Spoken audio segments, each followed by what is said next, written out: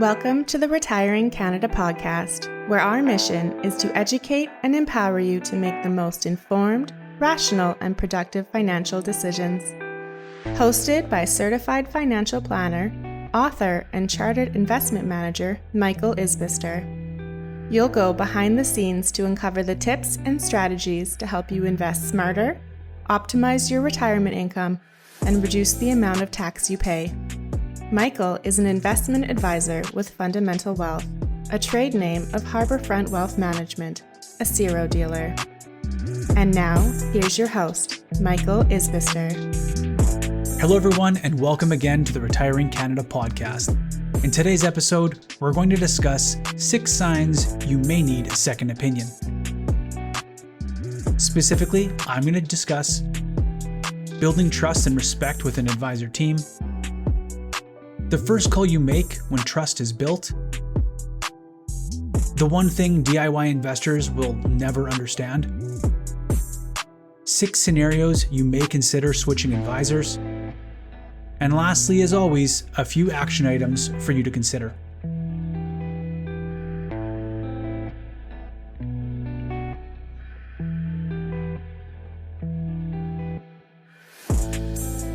Developing a long-term relationship with an advisor is a special thing. Years of trust built on communication and consistency can result in a close bond and even friendship that those without an advisor may never understand. One of the most rewarding parts of my business is the development of these kinds of deep bonds with clients. That level of relationship builds a connection that can go a lot deeper than many people realize. Oftentimes, we are one of the first people to find out about a major life event outside of a direct family member. There are countless occasions I can think of where I received a call from a client about something that was deeply personal that they wanted my thoughts on. This is a level of trust and responsibility we do not take lightly and respect deeply. Outside of these big drastic life events we all experience at some point in our lives, we also encourage our clients to communicate with us and reach out if they have questions or concerns about their personal finances or otherwise, regardless of whether or not there is a dollar sign attached to the decision. Being in the position as a financial planner gives us an extremely unique perspective of personal finances from a broad range of clients differing in age, demographics, social economic backgrounds, and overall complexity. Having this pool of knowledge and experience to rely on gives us the unique ability to work through more of the surface level topics and work towards more robust conversations to provide deep value. Value that can't be modeled in financial planning software. I often get asked, especially by DIYers who have never worked with an advisor, why would I hire you? Well, outside of proving value that outweighs the fees you pay, a part of the client-advisor relationship goes much deeper than they care to realize. That relationship isn't built overnight. Rather, it takes years of reliable, consistent communication to build trust and a relationship to a point where this intrinsic value can be felt and experienced. It is the long-term financial security, emotional peace of mind, time savings, and personal guidance that cannot be modeled in a spreadsheet. Sorry to you engineers out there. But all that to be said, there are times when, regardless of tenure of an advisor relationship, this intrinsic value never manifests. Rather, you're left with more questions than answers. Sure, your advisor is a great guy, but there seems to be some sort of disconnect. Maybe you start to realize it when you start to gain your own personal financial knowledge. Perhaps you start to bring solutions or recommendations to him or her to implement. Or maybe you feel like things are just in a rut. You know your life has changed or is about to change, but the prepackaged advice keeps rolling out. Sure, they might print off a 300-page financial plan to justify their value, but who actually reads those things? Do they even know what's in there? Now, I know this podcast is going to rub some people the wrong way, advisors and non-advisors alike. And to be blunt, I'm okay with that. You may undoubtedly work with an absolutely fantastic wealth management team. And if that's you, I am truly happy for you.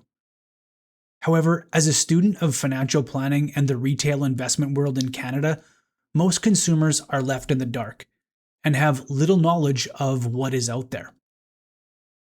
Some may just have an insurance salesperson posing as a financial planner. Others may pay a fee for simply investment management, but don't understand that true wealth management goes far beyond picking some investments. Keeping you in the dark is institutionalized. Canada's wealth management space is lobbied and controlled by the interests of large banks and mutual fund companies, and it's in their best interest, not yours, to keep you uneducated. I used to work for one of these large firms, and I can confirm with confidence that they treat their advisors the same way. The less they know about what else is out there, the less they can pass it along to you. Thankfully for us, we made the switch to independence and we will never look back. Okay, so let's pivot from my soapbox and get into some tangible situations where an individual or family reaches a point where they have outgrown the advice that they are receiving. Here are the 6 most common scenarios we find people knocking at our door wanting a second opinion. Number 1, retirement. For us, this is the most common reason people come meet with us requesting to go through the fundamental retirement plan process. Perhaps they've spent years with a planner or investment-only advisor who just doesn't understand the nuances of retirement planning. At its surface, retirement planning might seem like something you can plug into a financial planning calculator and call it a day. But in reality, life is messy and things change. And while the planning software is a crucial part of developing strategies, the implementation, timing, and adaptation of those strategies is best delivered by a team of specialists whom work solely in these types of practices. Number 2, their advisor retires or is set to retire without a clear succession plan. Based on data from FP Canada, the average age of a financial advisor in Canada is hovering around 55 and 59 years of age. Think about that. You are set to retire, and so too is your advisor. Now, I really hope this doesn't come off as ageist. I am simply speaking about the reality of the profession in Canada. If you work with an advisor and there is no clear line of succession, where does that leave you when your advisor retires? I worked with a senior advisor for many years and spent nearly a decade slowly building relationships and trust. And when he retired, no one went for the door. If you have an advisor, it is a very reasonable question to ask. What is your succession plan and when are you retiring? Your own retirement livelihood is at stake. Number 3, the death of a spouse. When one spouse passes away, there is an immense amount of emotion and change involved. When it comes to personal finances and investments, if the spouse who passed away was the driver of the advisor relationship, a disconnect can happen almost immediately. Now, you may be thrust into a relationship your spouse had, and one that rarely involved you or your input. It is at this time that people tend to go shopping for advice from someone that they can connect with. Number 4, receiving a large inheritance. With large sums of money often comes with it complexity. In other cases, it can be the weight and responsibility of what to do with the inheritance and understanding how it might impact other family relationships. Complexity is nuanced. Even relatively smaller inheritances can carry this kind of weight. An example of this would be to inherit a family property or land. If you have siblings or children who may be impacted by some of your decisions, this may lead to wanting that second opinion as to how to make things fair or equitable. Or perhaps you inherit some royalties that will impact your retirement income, and you want to understand how it will impact your retirement accounts, investments, taxation, and government pensions. Number 4, divorce. This is a very common turning point for individuals to seek separate financial support from their previous spouse. And this makes sense to me on a number of levels. Here, the biggest thing is finding someone you can connect with and has the skills and expertise to help guide you through this life transition and through retirement. And lastly, number 6, the sale of a business. Once lawyers and accountants have shuffled through the paperwork and divvied up the pie, the founder is left with a full-time role as wealth manager. For the few who have been long-term investors, this transition may feel more natural. They already have some advisors and structure in place, some financial literacy, but for most, it is uncharted territory. Founders often assume that the wealth that comes with an exit will bring automatic peace of mind and simplicity, when in fact it introduces new complexity. Their mind now needs to change from builder to steward, and that can lead to a loss of identity and feeling disorientated. Ideally, the vision and preparation for a liquidity event takes place as early as possible and preferably before the sale.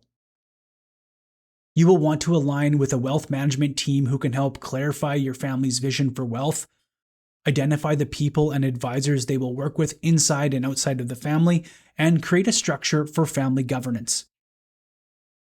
When governance and structure are lacking, the fallout might amount to just a bump in the road, but it can be much bigger.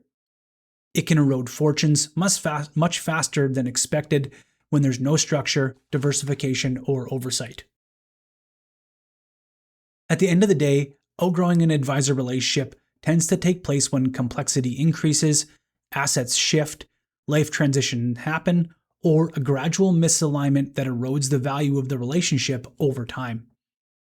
If this sounds like you, get in touch today and let's see if we're a good fit.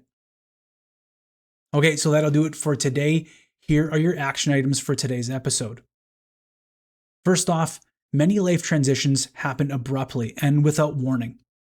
Loss of a career, death of a spouse, a large offer on your business. With events like these, think of the planning like completing a fire drill.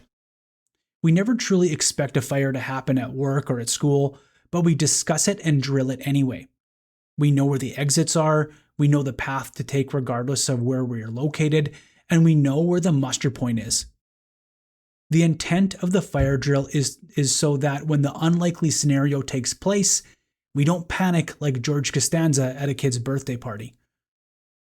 Think about the areas of your personal finances that deserve their own fire drill.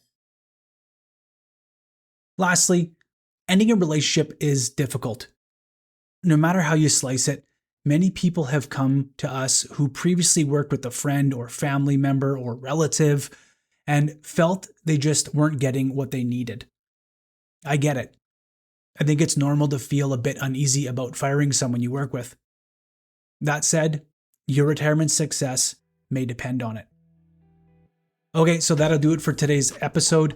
Make sure you add us on all of our socials, LinkedIn and Facebook. Be sure that you're signed up for our weekly Retiring Canada newsletter. If you're enjoying the podcast, please subscribe and leave us a 5-star review in your favorite podcast app. And hey, when it comes to your retirement, don't take chances. Make a plan so you can retire with confidence.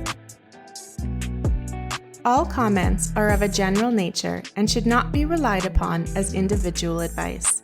The views and opinions expressed in this commentary may not necessarily reflect those of Harbourfront Wealth Management.